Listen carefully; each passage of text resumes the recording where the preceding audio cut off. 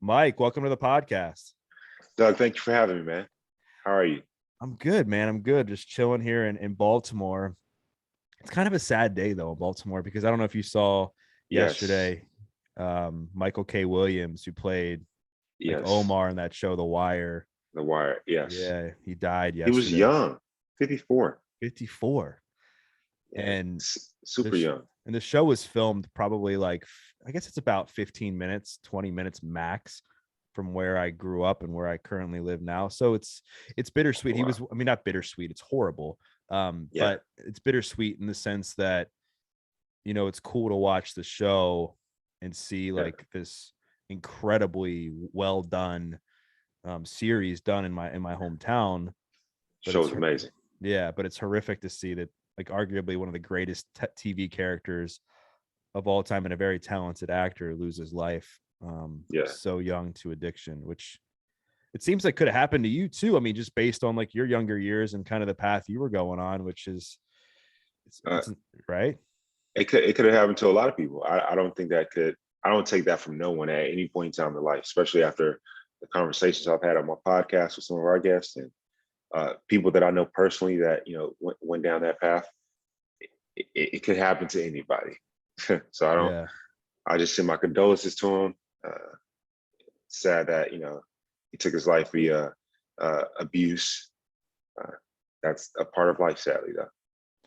Yeah, it's unfortunate, man, when it's interesting. And I've had this conversation with people before that I think when you first start getting high for a lot of people, it's to gain this sense of pleasure and have fun and like try things out and numb some sort of pain on the inside too, I think comes along with that. But then it reaches a point where you're like using drugs to numb the shame and numb like the sadness that's been created from your life falling apart and knowing that, deep down you wish your life was differently.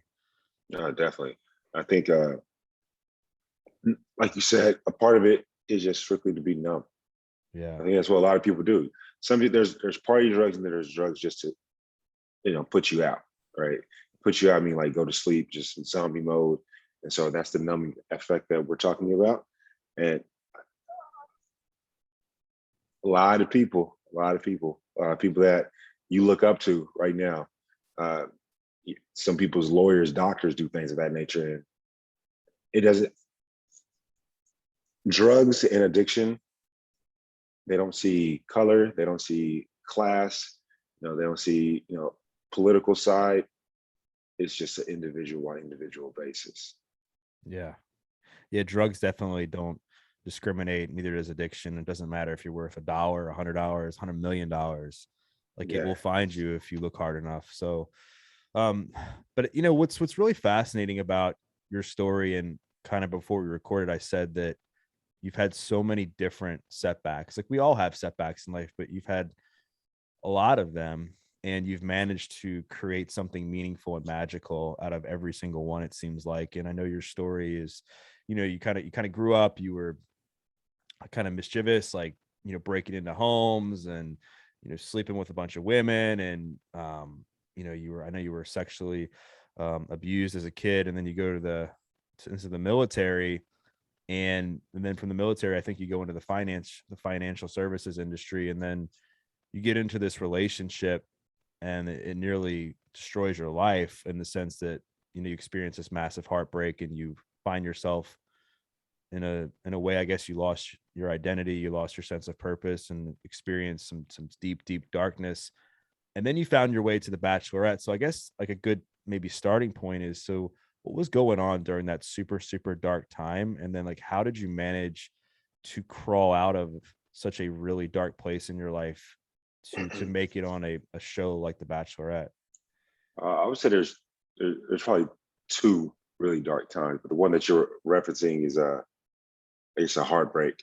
Uh, Man, like I said, I was a financial advisor, so I took my own advice. I was pretty good with money, and when my ex and I broke up, I stopped working. Like it was about 11 months of me being in my house, didn't work no more. I literally turned my life into a prison. Uh, my one bedroom, one bedroom. one bathroom apartment became my prison cell. And when I would go out, that would be my, 23-1, right? My 1 hour in the yard. That's just how I lived my life for a good year.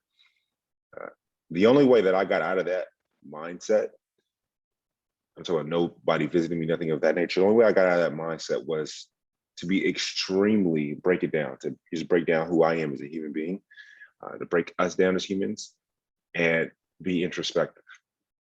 Mm. I had to stop being a victim. I had to look at exactly what's going on and look at exactly analyze my life, analyze my life and my past life. And at that very moment, I learned something about myself, which is I like to feel good. I like to be happy. And that sounds so like small, but it's such a huge thing. I knew that I like to be happy. And I knew the way that I make myself happy is by genuinely putting a smile on someone else's face. And I was like, this is selfish of me. But if it's genuine, it can still be selfish and I still can help somebody else as well. Mm. Right. And it's an ass backwards thought process, but that's what helped me. I remember literally, because I would leave my apartment maybe once a week to get food. Most of the times it was just, order Domino's pizza, gained like 20 pounds in that time period. But when I would go out, I started to just look up, and if I saw something on a human being, I would compliment them. Like for you, if I liked your hat, I would say, "Hey guy, nice hat," or "Hey man, nice hat," right? Right. And that individual naturally says, "Oh, thank you." It makes me smile. That's literally my barometer of happiness was at such a low. That's how I started, just to make people feel better about themselves in a genuine way. Because if it's not genuine, people they can feel that, right? And so over time, it just came back to me, and now that's why I'm always smiling, just happy because I feel I'm a believer in that stuff. I'm a believer in energy. What you put out into this world is what you get back, and so that's helped. That is what helped me get out of that depression. Yeah, there's something to be said for for being of service to other people, and that it takes the attention off of yourself and puts it onto somebody else. Because I Yeah, think what happens is when we're in these dark times, which we all experience them, right? When we focus so much on all the crap in our lives and all the negativity, like our life becomes super dark. It becomes even darker than it already is because our attention is just so focused on that. But if we can just find these outlets to transfer the attention away from ourselves onto somebody else or something else, it helps to mitigate the pain. I Eh, definitely does. It's funny you say that. I talk about it all the time. When I was a financial advisor, one of my best friends who's an advisor now, he had a similar situation, and I was like, you need to focus on something else. You know, make the main focus something else, and that's what he did with his work, and that's what helped him. So I completely agree with you there. Take the Yeah, attention off of yourself. yeah, you got to take the attention off yourself, and you got to figure out different ways to make yourself happy, because I think that's it's like a basic human need is Yeah, happiness for us.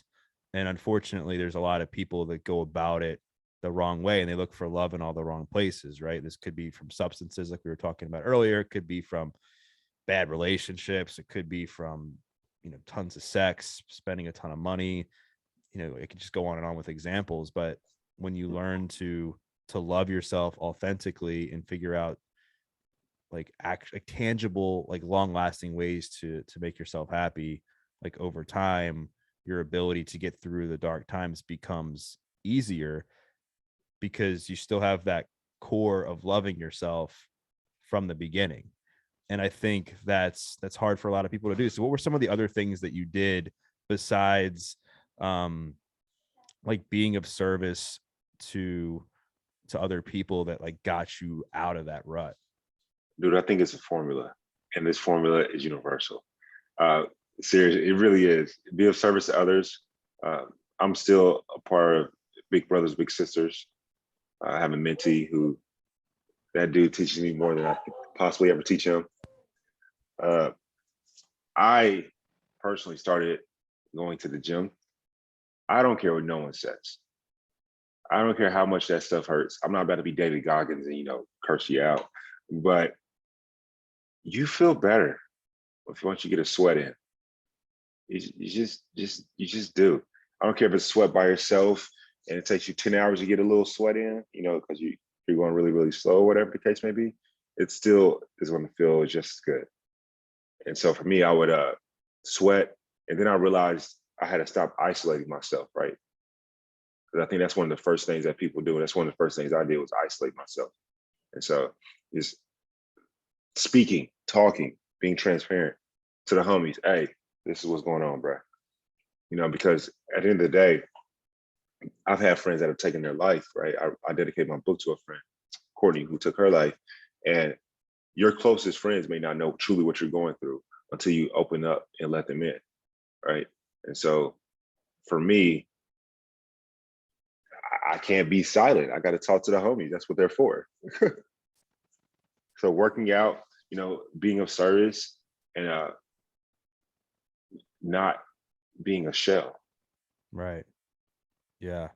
There's so much there. And I think it's a common theme for a lot of people on the show, or just people I'm sure you've talked to, about how they get out of these dark moments. Because the whole premise of the Adversity Advantage podcast isn't really for people to completely just use these dark times to just make something magical right away. I think the idea is to say, okay, like, adversity isn't what breaks you, it's how you respond that breaks you. So there's people Right. that will get into a hard situation and they'll go on a bender and drink for 2-3 months, or they'll go do a bunch of drugs or whatever, and then their life becomes that much more hard and challenging and darker because of those choices. But if you can learn to harness that negative time and lean in on these positive coping mechanisms, like, life isn't going to be magical right away, but it's certainly going to work these emotional and mental muscles that are necessary to get you through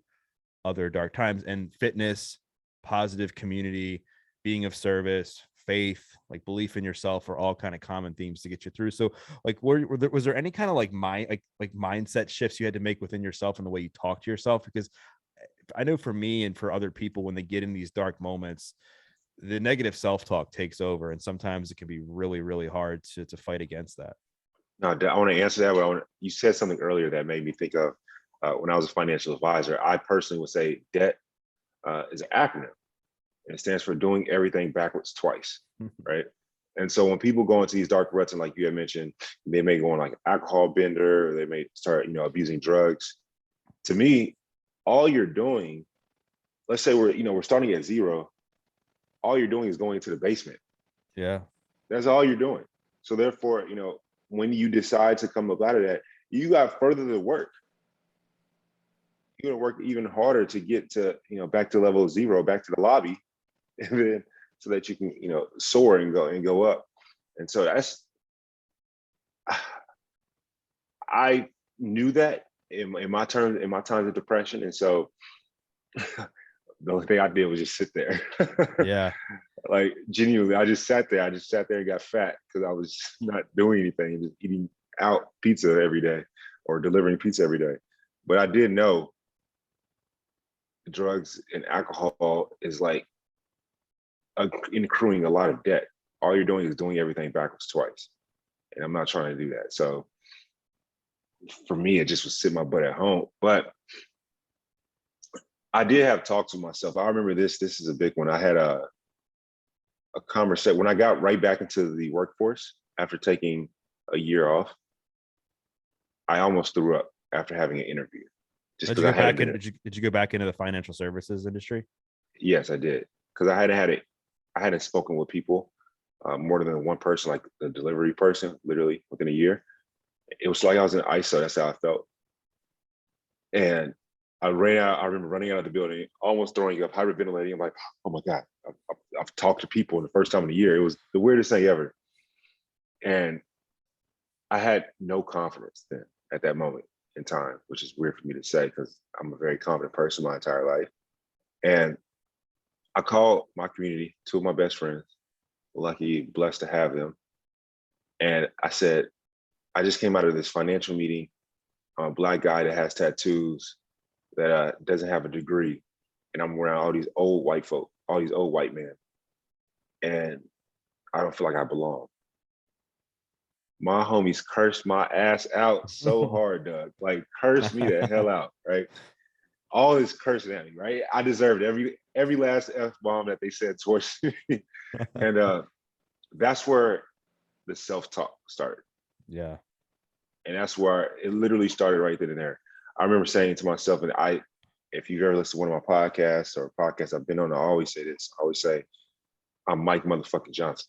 Right. I say it under my breath when I'm sad, when I'm happy, when I'm eager, and I'm anxious. And it's just like something I say to myself. And then before I leave my house every single day, I've been doing this since I was 20, before going to the military. I would always write either 5 goals or 5 affirmations down. It used to be on the refrigerator, the microwave, and where you blow the horn in your car. Yeah. Now I have, they change over time, 5 new aspirations or affirmations that are on my wall. They're like stickers that you put on the wall right before you leave the house. And I make everyone come to my house and say it. It's on my IG. I had some people say it. I am amazing. I can do anything. Positivity is a choice. I know by heart. It's something that I literally yell out every day at the top of my lungs. My neighbors probably hate me. You're right. And I think, there's a lot to be said. And I think I had somebody on my podcast who, talks about this very thing. He is, I forget what he does. He's a psychologist and runs like an emotional control lab, I believe, out in the Midwest. Sorry, Ethan, if I'm butchering what you do, but he was talking about like how to navigate chatter, like the talk, the headspace that goes on in between your ears. And one of the things that he says works is like talking to yourself in the third person, and that people who talk to themselves are actually healthy and never forgetting who you are. And along those same lines, it's like, you forget during these hard times everything you have accomplished and all the hard times that you have gone through, because again, you're so focused on the negativity that's in front of you. And I think there's something to be said for like speaking life into yourself with your name, that you're able to somehow remember who the hell you are. Because during a lot of these times where we go through these unfortunate hardships and trials in our lives, we lose sense of who we are. We lose sense of our own identity, and that truly helps. All right. So along those lines, so you shift your mindset, you get into fitness, you change your community of people, you start to get out in the world and be of service. Like, did you decide? Go ahead. I'm sorry. I started to read as well. You started to read. Okay. Yeah. That was a big time frame. That was a big. So was there any books that shifted it for you, or you just would you just read anything? Nah, there's one book. It's my favorite book ever. I know my homeboy's favorite book. This is my favorite book. It's called The Power of Your Subconscious Mind by Dr. Joseph D. Murphy. Bro, this book is the best book ever. It's The Power of Your Subconscious Mind by Dr. Joseph D. Murphy. It is phenomenal. I mean, I have a tattoo that says breathe life. He breathes life into you via his words. And it's like, if you are a Wolverine fan, it's like adamantium going through your body when you read his words. It's truly amazing. I've never said that before, but that's just how it feels when you read his words and read that book. Yeah. It's very powerful. So was the message that you got, did it help you like rewire a lot of your subconscious thoughts and stuff? The message that I got from the book was basically, you could do anything. It's literally that simple. The message I got from the book was that you literally can do anything.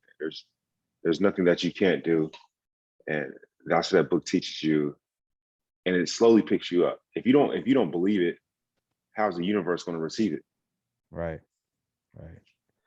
And it starts with that belief in yourself, which again goes back to what we were talking about a few minutes ago, and like speaking life into yourself and remembering who you are during these hard times, and leaning into these other like coping strategies to help you feel better about yourself and develop the self-confidence. Because I think self-confidence comes not only from just achieving hard things in life, but it comes from just doing the things you should be doing on a daily basis. Like we all know we should be moving our body and hanging around certain people and reading and bettering ourselves. Yeah, I think self-confidence comes from a few things. One, going after as early as possible, going after the shit that's hard. Yeah. Like, just go after that. I remember somebody said, some celeb said that their father would praise them for failing the most. How many times can they fail? Right. And it sounds corny, but it is what it is. It's true. I think that self-confidence comes from, I ain't gonna say failing, but like going after what's hard. Like I'm about to learn a new language and undertake that at 33, right? They say, oh, why would you do that? It's kind of cool, but why would you do that? To me, it's hard. But once I accomplish that, guess what happens? My confidence goes up. It's like, man, I just learned a new language. I can do anything, right? Or I just hit a new personal best. I can do anything. So I think a part of self-confidence comes after going after hard things, completing those hard things, and or, yeah, completion. Completion. A lot of us don't complete shit. Right. I think that completion in general, I don't care if you complete it on time or complete it late, like most people do. Completion is a confidence booster. Right. Yeah. Most people are expert starters, but they're lousy completers, right? Like it's Yeah, easy to start tasks. And traditionally what happens is people will either procrastinate and then not start anything at all, or they'll start like 15 things at once and they'll do it like half-assed and they won't complete any of it and then just quit because they're so overwhelmed. yeah. Man, that I think that eats at us Yeah. subconsciously. It's not something that's overt. It's just, oh, and when you're talking to yourself about doing something, like, oh, you didn't do this, you didn't do that, you didn't do that. But then when you're saying, man, I completed, my sentence. I completed, getting certified in this regard. I completed X, Y, Z. It's like, I always tell my friends this: the more that I do and the more that I accomplish, it makes it so much harder for me to make an excuse for myself. Right. Right. Right. The more that I do in life, the harder shit is for me to make an excuse. Yeah. It's like, well, Mike, you've already done that, that, and that. So why can't you do that? That's what Yeah. confidence is. That's how you obtain confidence. It's just, confidence is simply, when we're a kid, when playing with Legos, or if you're an adult like me and still play with Legos, all you're doing is building it up. That's all confidence is. Right. And And it's then like life is your yeah. dog that throws it over. Yeah. And it's like a muscle too. And I think the more you go after hard things and the more you stay disciplined and the more you stay like true to completing tasks that you start, like things become like second nature to you and you're able to see failure as more of a gift when things like don't go your way, because you're like, okay, like I know that whatever I'm going through right now, even though I didn't complete it or even though it didn't work out this time, I know that it's moving me closer towards something else that's going to better my life. Correct. Right. That's funny. My roommate gave me a fortune cookie like literally last week. And the fortune, it's funny that you said that. The fortune cookie, I still have it in my bathroom countertop. It says, I'm a butcher, but it says, you don't have to know exactly where you're going to know that you're on the right path. That's exactly what it said right there. You don't have to know exactly where you're going to know that you're on the right path. And as long as you're doing the right things, who knows what wrench may get thrown into your life, but it's still going to help you out. Yeah, that's so true, because I think a lot of times what happens, I think failure is interesting too. It's like there's people that I think the people that aren't as okay with failure are the ones that just really aren't as connected to themselves and they're constantly chasing after like what their neighbor thinks they should do or what somebody on Instagram thinks they should do or their parents or whatever. And so they don't see it as part of their journey. They just see it as, I knew I shouldn't have done that because it didn't feel right to me at the beginning. And then now I'm like feeling like shit about it because like I just wasted time. Whereas if you get connected to yourself and really know yourself and develop your own sense of identity and you go after something that you actually want and it doesn't go well, it's just part of your path. At least that's my experience. I would say that's my experience as well. You said it better than me. I would say that's the experience, but I'll be nice to say that's my experience also. Yeah. It's like Gary Vee. Gary Vee always says, he says that the A and A plus students work for me. I'm a C student. and this isn't, of course, when I have children, I want my children to have A's, right? So this isn't a dig at the incredibly academically intelligent people. This is just to simply to say, from research, what we find is that the incredibly intelligent academia people that make straight A's are ones that don't like to do anything that may give them an opportunity to fail. Right. Right. When you have a C student, i.e. Gary V in this example, he don't give a damn if he fails. Right. He's just like, whoa, I tried something new. Cool. Yeah. And so I think that by trying, you actually learn more. Right. About yourself and about different things.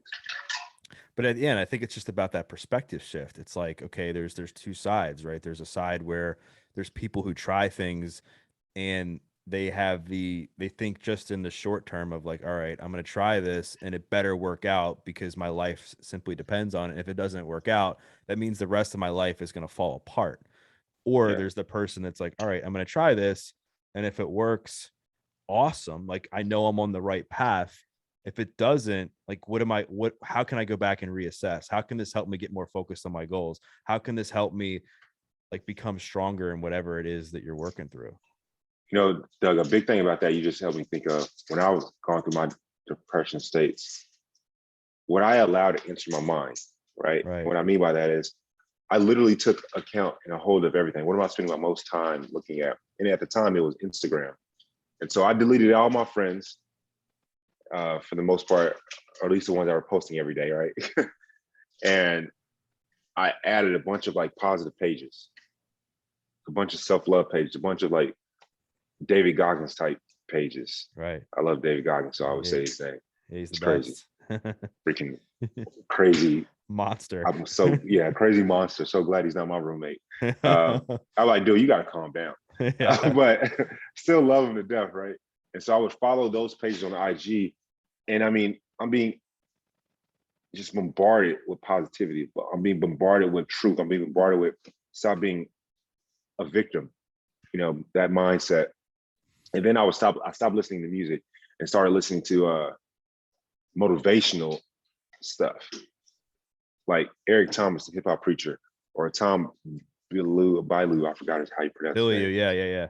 Bilyeu, Les Brown. I literally would listen to that first thing in the morning. I wake up at 4:18 in the morning. That's what I would listen to.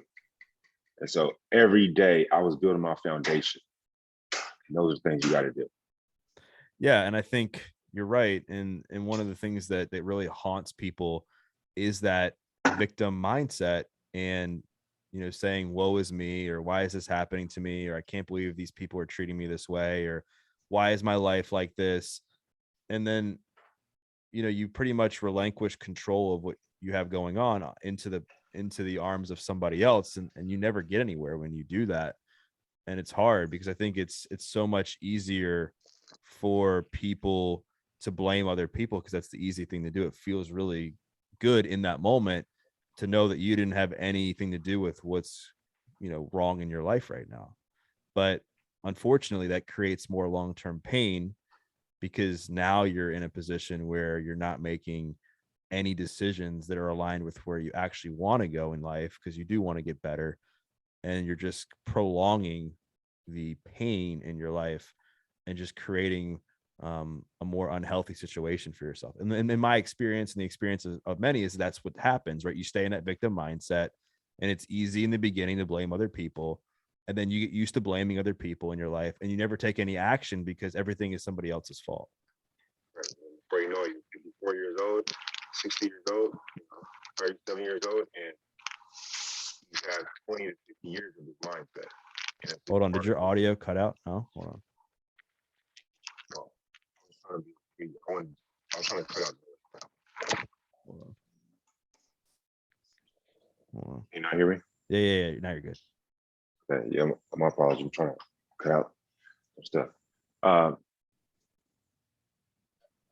was saying, so yeah, that is crazy important because when we look back on it, when you try to tell the old saying is you can't teach a dog new tricks, and it's because the dog already has a mindset. It's set in stone. Right. I didn't know if you were frozen or not. No. Yeah, the dog already has a mindset that's set in stone. And so therefore, if you allow yourself to be a victim, have victim mentality, over time, it's going to be incredibly hard for you to be able to listen to anyone of positivity, listen to anyone that's talking the way we're talking right now, because you built up a callus Right. for that. You know, Right. it's like it goes back to my doing everything backwards twice acronym. Yeah. And I want to touch on that because I think one of the fascinating things about you is that you've now built yourself into this household name and in the public eye and have Right. become like a celebrity, if you will, but you also have this financial background, which I think has served you well. I've heard you talk about it on podcasts before, where you've been really smart with your money, where even though you've had more success financially and really grown your brand and your platform, you still are smart with how you spend your money, how you save your money. So like what have been some of your best practices through that have helped you like set yourself up to be financially stable, that maybe the audience, if they're listening and they're really struggling financially right now, they're just consistently living paycheck to paycheck and just spending more money than they should? Well, Doug, I appreciate it. I appreciate it, but I'm not a household name. Well, well, I meant like people know who you are, though. You know, like I was like, whoa, I can't accept that win. But I appreciate it though. Uh, some basic financial tips would be: I dare you to track your spending for 10 days.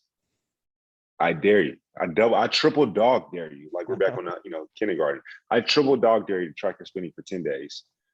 Once you see it, you're probably gonna be like, damn, I spend a lot of money on food. That's normally what it is. And then from there, I dare you to just get rid of credit card debt. That's it. That's the only one. I dare you to get rid of that one. Hmm. And then from there we can go to step two. Yeah. That's step one. Just simply to become aware of how you spend money, stop using your credit card, and realizing that a lot of the things we spend money on are to either please someone else, to because I mean we can have friends over our house and not have to drink every Thursday, Friday, Saturday, Sunday, right? Especially to the guys that want to buy everybody drinks or whatever, spend a hundred bucks every single night. That these things are huge. That's colossal. I can't say that enough. And then to just simply dial back one thing, maybe stay home one night instead of go out 3 nights. Just stay home. Just go out 2 nights instead. It's very simple. You got to start it off very, very simple. And then and honestly, the biggest one is not give a damn what other people say. Like Right. I'm on TV. I'm on a new TV show that's airing today, and I still drive a 2014 Ford Focus. Really? And I will take a picture with a fan, and I will get my big ass self in my little small car, and I'll be happy and go about my day. You can't care what other people think. My Hmm. mentee always talks crap about me. He's like, bro, can't you buy a new car? I'm like, yeah, I could buy a lot of these cars cash, but that's not my prerogative. Right. And I think it all comes down to this sense of self, right? Like a theme of our conversation, like your identity and like how you feel about yourself, because a lot of times people are making these purchases to please people they don't know, to Correct. fill a void inside of them, and think that buying this car, getting to that next thing, we have a problem, I think, with when I get to this thing or when I buy this thing, I'll be happy. Like, And no. that I like J. Cole. He's a rapper. I listen to him a lot. He talks about how he wish he knew that money really don't be. I mean, you will be. Let's not lie about it. You will be happy in that moment, but Right. then like the next day, it wears off. It really does wear off really quickly. Or what happens is you're starting to create another doing everything backwards twice, to where you start to get high off the feeling of showing some stuff off. Hey, Yeah. bro, I got you. See my new whip. Hey, bro, you see my new purse. Hey, bro, whatever the case may be, right? And then once that wears off, then you got to buy something else, Mm. and that's where we get the term keeping up with the Joneses, So if you right? kept your spending habits the same, like as your fame's grown, as your um, I was paychecks no, have gone up. no, I haven't. And what I mean by that is I definitely spend more on dates now. Like if I, if I want to take a lady on a nice date, I will definitely do that. But as far as no, my roommate and I spoke about this last night. I would say 80% of my money goes to investments. Wow. So it's still a staggering amount. I still live well below my means. That's really impressive, man. Because you see a lot of people when they start making more money, they start getting a little fame. The first thing they do is they go buy like a Ferrari, or the first thing they do is go buy like, 5 or 6 expensive pairs of tennis shoes, or they go buy like, their family a house, or go buy a beach house, or whatever it is. And then there's going to definitely be times where money isn't flowing in as much, or the Correct. numbers aren't going up. And Yeah. you're like, oh crap, like this isn't for like this forever. And then if you Yeah. haven't set yourself up financially to be disciplined, and I think it goes back to like behavior, right? I think like it's like if you can train yourself to have like the right, behavior, the right mindset around money, I think over time you will, be able to be more financially sustainable than the people who just like go at it blind and say, oh, I'm just making more money, I'm not even going to think about what I'm spending on, or I'm not going to have any values on what I'm going to spend money on or not. I'm just going to blow it because it's there. And then those people end up having problems later on in life when things aren't as good, because they just haven't set themselves up, and they've essentially positioned themselves to be like so addicted to Yeah. spending money and buying things Yeah. that it's really hard to get out of that. Yeah. I mean, when I was in high school, there was a point in time to where, uh, I was burning. Money to me was a fire. It was when I put it in my pocket, it was burning a hole through the pockets, right? Burning a hole through the denim. So I went through that phase. I went through the phase of, I gotta have the flyest chick, the flyest car. My first car ever was a Lexus, literally. Like I went through the phase of trying to impress and all that stuff. Then I realized, bruh, the girl that I want, she should talk to me regardless of the car that I have. Right. The homies that I have, my best friends, they can talk crap about the car I drive. I don't care because they do all the time. But they still love me, right? It's not because of my possessions. Mm. I don't want someone to care about me because of the possessions that I have. That's not what it's about uh, at all. Now, I do want to convey though, spending money isn't a bad thing. When you have it, For spend sure. it. I'm not one to hoard every single thing. I love Warren Buffett, but dude is a billionaire 10 times over and still lives in his house from 1953. That ain't me. Like, hell no, that's not me, But at the same time, dude still lives in his house from the 50s, man. He's a multi-billionaire. It's crazy. Wow. But yeah, that's not me. There was something else I was going to say, completely forgot though. About spending Uh, money, how spending money isn't bad. no, it was something before that, but spending money isn't bad. I think that it just, we have to be aware of what we're doing, and we have to know why we're spending this money. It can't just be like, I'm going on a date, I gotta buy a new outfit 5 times a week. Yeah. You just have to be aware. Somebody got on me because I tweeted about it. Somebody said, Mike, are you an outfit repeater? I'm like, you damn right I'm an outfit repeater. Just because I'm on TV don't mean that like I have 365 outfits. My roommate and I, we have literally at the front 5 things of clothes that we're giving away to, Salvation Army. I have about 15 outfits that I rotate.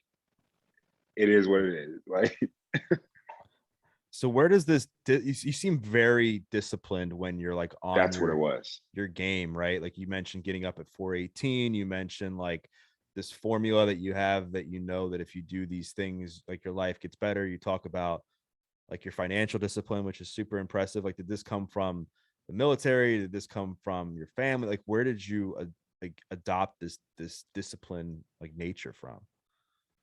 I appreciate the question. So I'll answer the question. I want to speak on the word discipline. I do believe my life's experiences have helped me and honed in on the discipline aspect that I have. Obviously, being a financial advisor and practicing what I preach, because not every financial advisor practices what they preach. Uh, I became number one at that. And the only reason I became number one at that is because I listened to what my directors told me and I doubled it. Right? If they say talk to 40 people a day, all right, I'm gonna talk to minimum 100.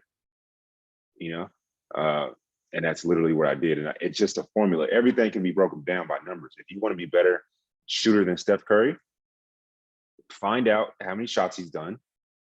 Let's say he did 3,000 a day, do 6,000. I don't care if it takes you 6 hours or 16 hours, period. Everything can be broken down into numbers. If you want to be in better shape, if you want to be a better writer, if you want to be a better podcaster, if you want to be I don't care what it is, you can break it down. If you want to be a better actor, if you want to become an actor. Now, the becoming an actor is in someone else's hands, right? But you still can be better yourself. So we got to remember the distinction between what we can control and what someone else controls. But I wanted to talk about the word discipline, right? So I have tattoos, and my next tattoo, I think I wanted like a red in cursive somewhere like on my shoulder blade. And it's going to say lifestyle, right? And I say my next tattoo because I've wanted this tattoo for years, but I can't get it just yet. All my tattoos come when I've completed something, except for my very first two. And this lifestyle tattoo, it started off with discipline. I was going to get discipline tatted on me because I feel that the sum of where we are is because of how much or how little discipline we have. That's what I feel. And the application of knowledge that we ascertain, right? And then I was like, it's not really discipline. Once you do something for so long, it becomes a lifestyle. That's truly what it is. An easy example, if I want to be better at the game of money and or be better at the game of, having a nice physique, it's not just about, let me go with one example. If I want to have a better physique, it's not about just going on a diet for 6 weeks. You're going on a diet for 12 weeks, 16 weeks. It becomes a lifestyle to where I mess up because I got the homies in town or somebody's birthday, and then the next day I get back on it. It's just simply a lifestyle choice that I've created. If I make 50,000 a year and I want to be a millionaire, I have to be disciplined in that. But discipline makes me think that it's rigid. Lifestyle makes me think that it's bendable, and that's what I'm saying. With lifestyle, if I make 50K a year and I want to be a millionaire, I'm telling you now that it can happen. And you just have to make a lifestyle choice out of it. You can still eat out once a month, maybe, and get some filet mignon or whatever the case may be, but it's a lifestyle decision that you're making to not do it every single day. And then the cool thing about that is when you make something a lifestyle, you can mess up and it's no big deal. Right. Because it's just the way you live your life. And this is why you see a lot of these people who go on these short-term diets fail, because it's not a lifestyle for them. Yeah, it's not. It's like, bro, what are you doing? You just, once you see that snickerdoodle or that my favorite, cookies and cream ice cream with a brownie on top, yeah, you're done. But if it's a lifestyle, you're like, okay, I'm gonna eat this. I'm going right back tomorrow. Like I used to say, man, you get me back into my very disciplined mindset. I used to say, some will, some won't. So what next? It's like SW to the third power with an N. That's the formula. Some will, some won't. So what next? That was, and then I would say to myself, I don't care what happens today, I'm going to be back tomorrow. Those things are lifestyles. I don't care if I ate bad today, I'm going to be back in that gym tomorrow. I don't care if I, curse my mom out today, which hopefully never happens.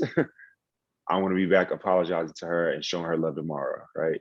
I think that's the difference between discipline and lifestyle. Discipline, once you break it, it's almost like, oh God, such a sad thing. Lifestyle is like, no, this is for my life.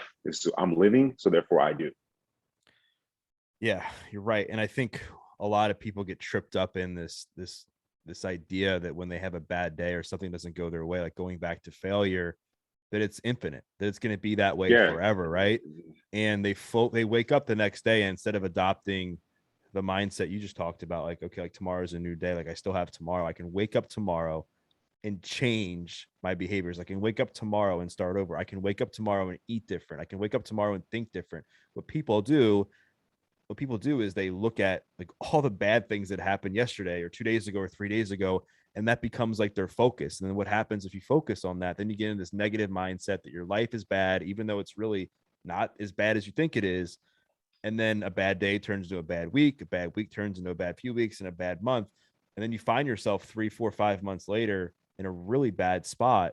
And it all came back to, for a lot of people, the inability to get out of that bad day and then make that switch. And I definitely I want to shift because I'm intrigued because I really don't know the Bachelorette story, and I told you we wouldn't dive deep into it, and we won't. But I am like interested in how that all like came about. Like you mentioned, like towards the beginning of our conversation, you had this bad breakup that really set you down this downward spiral. Then did you just get into like other relationships after that? And you hit a point where you were like, you know what, like I think I have this acting talent. I'm a good looking dude. Like I think I can really make a name for myself on this show. 0%. Dang. He said that. Yeah, 0%. I appreciate it, but no, not at all. I never even heard of the show. When I went into like never even heard that title before when I went into after my ex and I broke up. So what happened? I remember being at work one day and I was in my home when I'm just talking to him, bros talk or whatever. Yeah. And I'm like, bruh, I was like, I want the real thing.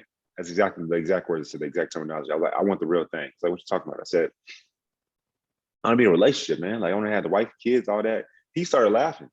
He laughed at me. He was like, what? What dude says that? Like, Right. when no girls are around, he's like, what dude really says that? I'm like, bruh, for real. Like, this is what homie, like, I want the wife and kids, the whole nine or whatever. I want to be the corny dad. I still want to be the corny dad, right? And he was dying laughing at me. He was like, bro, you tripping. You could just go like have fun all day. And I'm like, nah, I really want the hard road up. And so he laughed at me. Then a few weeks later, one of my neighbors, she said, you're coming to a bachelor party with me. I'm like, what are you talking about? I'm thinking like, you don't have no dude. I'm like, what do you mean? I'm not going to Vegas with a bachelor party, right? Anyway, I go to her house. This TV show, The Bachelor, this was the first time I ever seen it. The Bachelor was on. And we watched the episode. She's like, "You're gonna be the Bachelor one day." I'm like, "Okay, whatever." And so I had seen one episode of it at that time, right? Then a few weeks later, my homeboy sends me a few weeks, meaning like 3 months. My homeboy sends me a Facebook message, and it was a casting call for the Bachelorette. And literally, I was like, "Well, I'm off work today," and so I drove to the Bachelorette casting call. That's how it happened. Really? And yeah, legit. That's how it happened. I remember going up there to the casting, and I wore a suit, right? Not I didn't know what you were supposed to do. Like I'm laughing at myself now, but I didn't know what you're supposed to do. Coming from as a financial advisor, I wear a suit every single day to work. So I'm like, all right, cool, I'll wear a suit or whatever. And I knew it was going to be a good day because I have a disabled veteran plates from when I was my time in the military. And it was at the Houston Aquarium, and it was so packed this day. And the only spot left was this disabled parking spot. I parked there. This dude, older man, like in his 70s, he drives up. He's like, "Hey," and I see someone in the passenger seat. He's like, "Hey, do you need that spot?" I said no, and so I moved. I let him park there. I drove, found somewhere. I come up and I see that his son was like in a wheelchair, and I'm like, "Oh man, that's crazy." I was like, "He deserved it. He needed it." And we go up, and this kid, him and I both were auditioning for the show, right? And me and him were chopping it up. And I'm like, "Wow, it's gonna be a good day."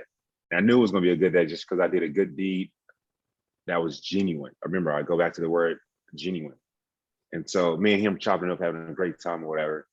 And I brought a book with me because I told you I like to read, pretty nerdy. It was How to Win Friends and Influence People, Dale Great Carnegie book.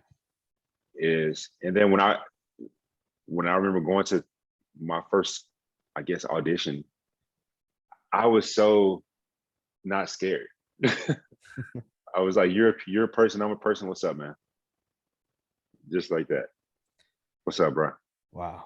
So what was the process like? I mean, I'm not familiar with it. Like, was it like, were they asking you about your relationship history? Were they like taking, Uh, like, figuring out how tall you were and how much you weighed and stuff like I don't know what that would yeah. entail. Uh, so the process, I want to say the process is a bit different for everyone. Sometimes people used to reach out to you on IG, they'll DM you if you have like a nice little following.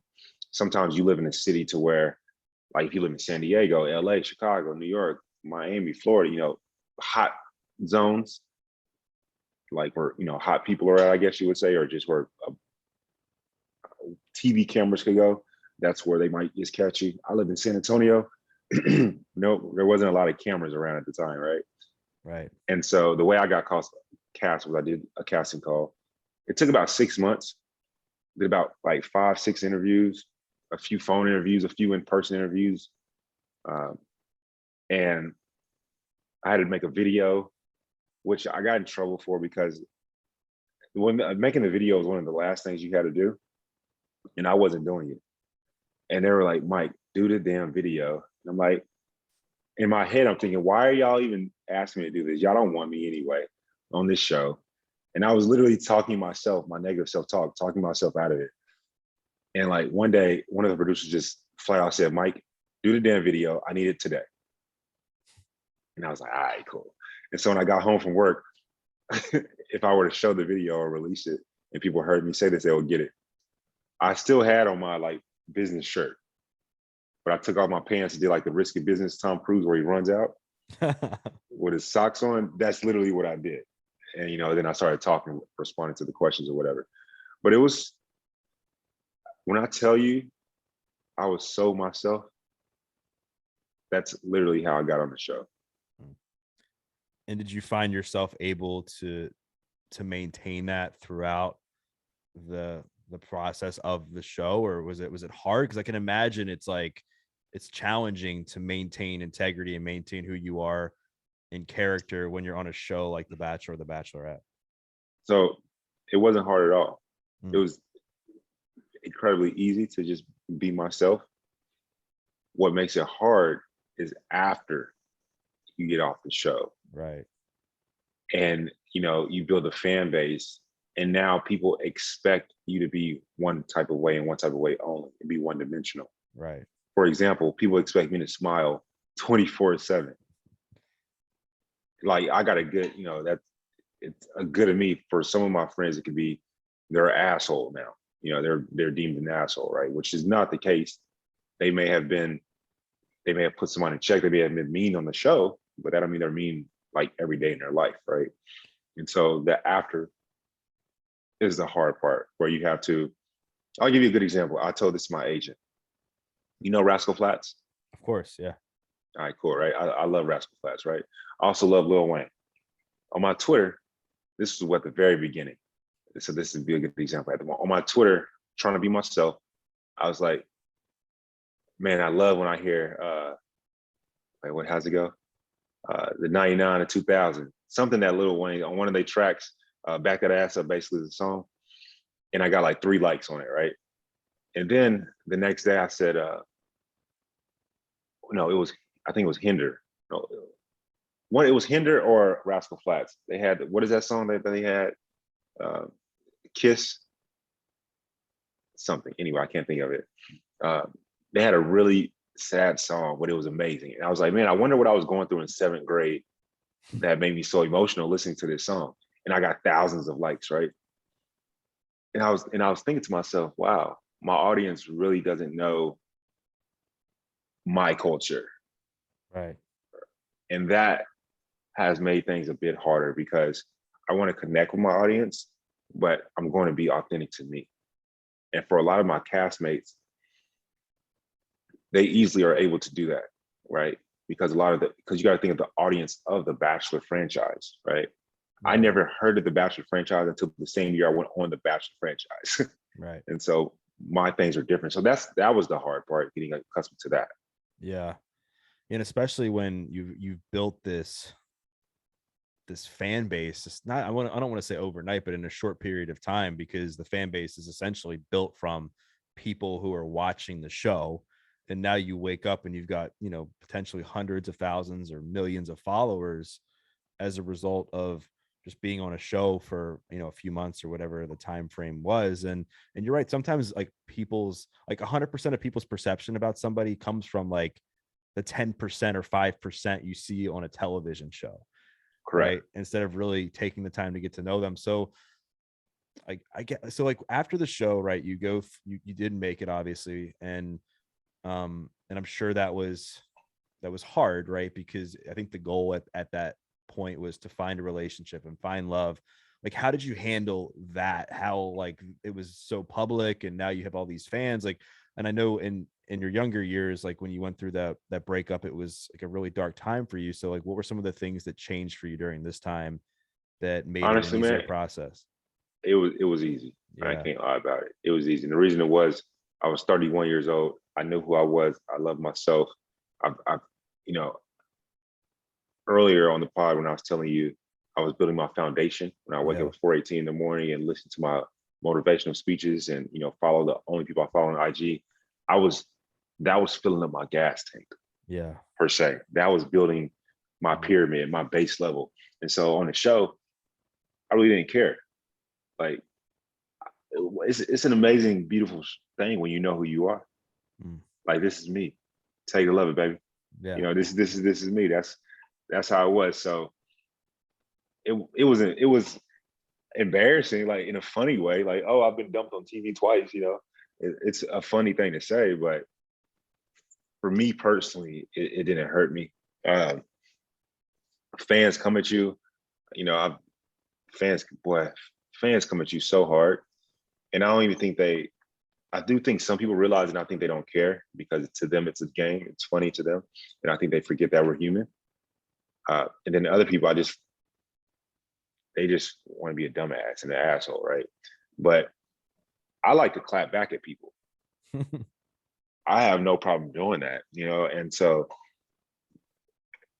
I've said, you'll never say this in my face, and I got in trouble from my agent for saying that, right?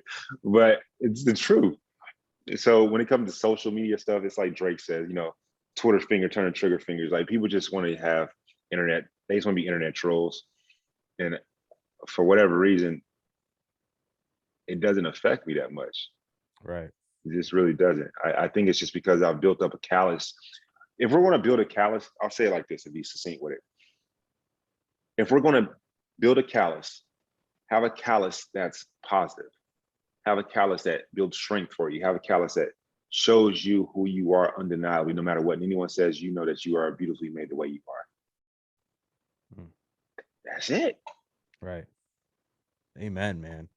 Wow, there's so much. We talked about so much today. I feel like we could go on forever, but I kind of want to be mindful of your time and our time, and I guess like where I'd like to end the conversation before we get into like what you're doing now, where people can find out more about you, is like, let's just say there's somebody that's like listening to this, that, and it's common that they're really struggling to find themselves. They're in that moment where they just aren't feeling good about themselves. They're afraid to ask that person out, or they're afraid to take a chance on themselves. They're afraid to start over again.